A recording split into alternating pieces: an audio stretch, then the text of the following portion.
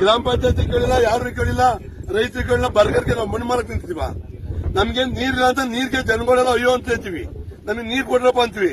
ಇವರು ಬಿಟ್ಕೊಂಡ್ಬಿಟ್ಟು ಬರ್ಗರಿ ಮಣ್ಣು ಕೊಡಕ್ಕೆ ಇಟ್ಕೊಂಡಿದ್ವು ನಾವು ಕಿತ್ತಮಂಜಲಿಯ. ಯಾವ ಕಾರಣಕ್ಕೂ ನಾವು ಮಣ್ಣು ಕೊಡಲ್ಲ ಕಣ್ರಿ. ಯಾರೇ ಬರ್ಲಿ, ಯಾವ MP ಬರ್ಲಿ, MLA ಬರ್ಲಿ, ಯಾವ ಕಾರಣಕ್ಕೂ ಮಣ್ಣು ಕೊಡಲ್ಲ. ರೈತರಿಗೆ ಮಣ್ಣು ಸಿಗಲ್ಲ, ತೋಟಕ್ಕೆ ಮಣ್ಣು ಸಿಗಲ್ಲ. ಇವ್ರು ಮಾರಕ್ಕೆ ನಾವು ಮಣ್ಣು ಕೊಡ್ತೀವಿ ಅಂದ್ರೆ ಇದು ಗ್ರಾಮ ಪಂಚಾಯತಿ ತಿಳಿಸಿಲ್ಲ, ಯಾರಿಗೂ ತಿಳಿಸಿಲ್ಲ. ಇವ್ರು ಬರೋದು ಏಕಾಏಕಿ ದಮ್ ದಾಟಿ ಕೊಟ್ಬಿಟ್ಟು ರೈತರಿಗೆ ನಿಮ್ ಹೊಡಿತೀವಿ, ನಿಮ್ಮನ್ನ ಸಾಯಿಸ್ತೀವಿ, ಅದ್ ಯಾರು ಬರ್ತೀರಾ ಬಂದ್ರಿ ಟಿಪ್ಪರ್ ಹಾಕ್ತಿವಿ ಅಂತ ನೀವು ಧಮಕಿ ಕೊಡ್ತೀರಾ? ಸರ್ಕಾರ ಹತ್ಕದ ಇದಕ್ಕೆ. ರಾತ್ರಿ ಹೊತ್ತು ಹೊಡಿತಾವ್ರ? ರಾತ್ರಿ ಹೊತ್ತು ಬೆಳಗಾನ ಹೊಡಿತಾರಂತೆ. ಎಲ್ಲ ರಾತ್ರಿ ಹೊತ್ತು ಬೆಳಗಾನ ಹೊಡಿತಾರೆ.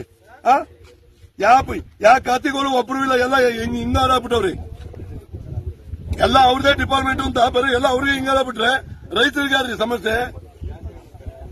ರೈತರು ನೋಡೋರು, ಸುರಕ್ಷೆ ಕೊಡೋರು. ಅವ್ರ ಜೊತೆ ಮಷೀನ್ ಹಾಕ್ತಿವಿ, ಆ ಪೋಕ್ರೇನ್ ಹಾಕ್ತಿವಿ, ಆಮೇಲೆ ಇದು ಗಾಡಿ ಹತ್ತಿಸ್ತೀವಿ ಅಂತಂದ್ರೆ ರೈತರು ಎದ್ಕೊಂಡು ಒಬ್ರು ಬರೋರು ಹತ್ರ ಹೊತ್ತು ಹೆಂಗ್ ಬರ್ತಾರೆ ಹೇಳ್ರಿ ನೀವೇ? ಯಾರು ಹೇಳಿಲ್ಲ ಕೇಳಿಲ್ಲ. ಇವರು ಆ ಬರ್ಗರ್ ತಗೊಂಡ್ ಬಂದ್ರೆ ಆಯ್ತದ?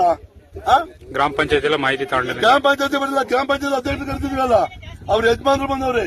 ಅವ್ರನ್ನ ಕೇಳ್ದೆ, ಗ್ರಾಮ ಪಂಚಾಯತ್ ನಿಮ್ಗೆ ಮಾಹಿತಿ ಕೊಟ್ಟವ್ರ, ಹೇಳೋರ ಅಂತ ಕೇಳ್ದೆ. ಅವ್ರು ನಮ್ಗೆ ಏನು ಕೊಟ್ಟಿಲ್ಲ, ನನಗೆ ಗೊತ್ತಿಲ್ಲ ಅಂದವ್ರೆ. ಅದಕ್ಕೆ ನಾವೆಲ್ಲರೂ ಜನ ಸೇರಿ ನಾವು ಅಡ್ಡ ಹಾಕಿದ್ವಿ, ಮಷೀನ್ ಹಚ್ಚಿ ಕಳ್ಸಿದ್ವಿ. ಈ ಚಾರ್ಜಿಲ್ ಬರ್ಕೊಡ್ದು ಹಚ್ಕೋಬೇಕು ಅಂತ ಹಚ್ಚಿ ಕಳ್ಸಿದ್ವಿ. ಇಲ್ಲಿ ಯಾವ ಕಾರಣಕ್ಕೂ ಮಣ್ಣು ತುಂಬಿಸಲ್ಲ.